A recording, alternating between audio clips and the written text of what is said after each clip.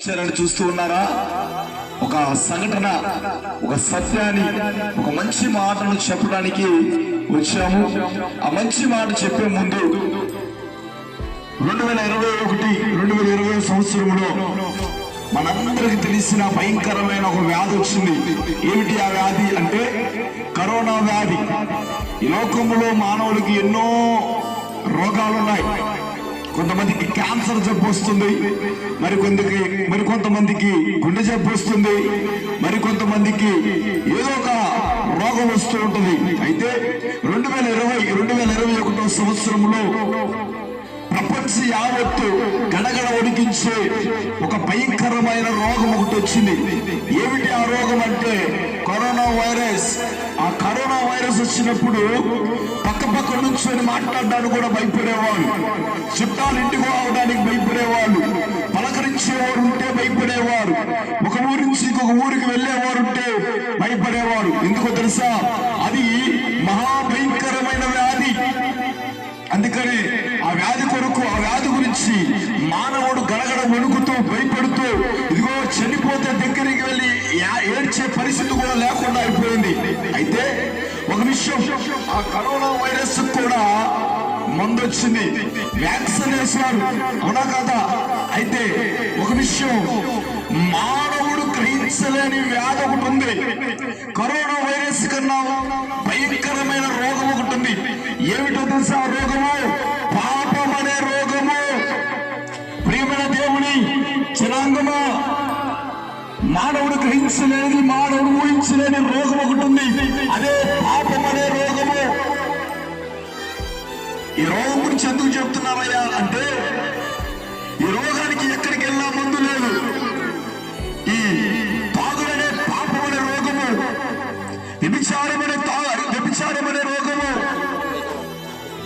దొంగతనం అనే రోగము, అక్రమం అనే రోగము, అనేకమైన రోగాలు కలిగి పాపము కలిగి ఉన్న వ్యాధి మానవుల్లో ఉన్నది. అయితే ఆ రోగం ఎక్కడికి వెళ్తే పోతే, రోగం వస్తే డాక్టర్ దగ్గరికి వెళ్తాం, మరి పాపం అనే రోగము పోవాలంటే ఎక్కడికి వెళ్ళాలి? అందుకనే యేసుక్రీస్తు వారు 2022 సంవత్సరాల క్రితము మానవుడిగా, రిక్తుడిగా ఈ భూమి మీద అడుగు పెట్టి, నీ కొరకు నా కొరకు ఆయన పరిశుద్ధమైన రక్తమును చిందించి నీకు నాకు పాప క్షమాపణ, ఇదిగో పాపమైన రోగాన్ని దూరం చేసి ఉంచాడు. చాలా మంది అంటున్న మాట ఏమిటంటే, యేసుక్రీస్తు వారు మాకు దేవుడు కాదండి, యేసుక్రీస్తు వారు మా కులానికి దేవుడు కాదండి, యేసుక్రీస్తు వారు మా ప్రాంతానికి దేవుడు కాదండి అంటున్నారు. కాదు, యేసుక్రీస్తు వారు అంటున్న మాట ఏమిటంటే, యేసుక్రీస్తు అందరికీ ప్రభు అయి ఉన్నాడు. ఆయన కులంతో పని లేదు, మతంతో పని లేదు, రంగుతో పని లేదు, ప్రాంతంతో పని లేదు. ప్రియమైన దేవుని జనాంగమా, యేసుక్రీస్తుని ఎందరైతే అంగీకరిస్తారు వాళ్ళందరికీ ప్రభు అయి ఉన్నాడు. యేసుక్రీస్తు నమ్ముకుంటే ఏంటి లాభము? యేసుక్రీస్తు వారు నమ్ముకుంటే నీ కుటుంబంలో సమాధానం, యేసుక్రీస్తు నమ్ముకుంటే నీ జీవితంలో సమాధానము, యేసుక్రీస్తు నమ్ముకుంటే నీ కుటుంబంలో సంతోషము, నీ జీవితంలో సంతోషము. యేసుక్రీస్తు నమ్ముకుంటే అన్నిటికీ మించినది పరలోక రాజ్యము, అనగా వైకుంఠము, అనగా స్వర్గము. యేసుక్రీస్తు వారు అంటున్న మాట, నేనే సత్యము, నేనే మార్గము, నేనే జీవము, నా ద్వారా తప్ప పరలోక రాజ్యానికి ఏ ఒక్కరు రాలేరు. చాలా మంది ఎన్నో దానాలు చేస్తూ ఉంటారు.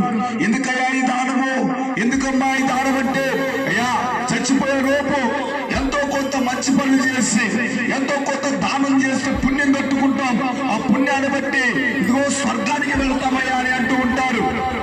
కానీ మానవుడు ఈ భూమి మీద చేసిన ఏ ధర్మ కార్యమైనా సరే అది భూమి మీద ఉన్నంత కాలమే దాని ప్రతిఫలము. మరణిస్తే మానవుడికి జీవం ఉన్నది, ఆత్మకు జీవం ఉన్నది. ఆ ఆత్మ ఎక్కడికి వెళుతుంది, ఆ ప్రాణం ఎక్కడికి వెళుతుంది, ఏ ఒక్కరికి తెలియదు.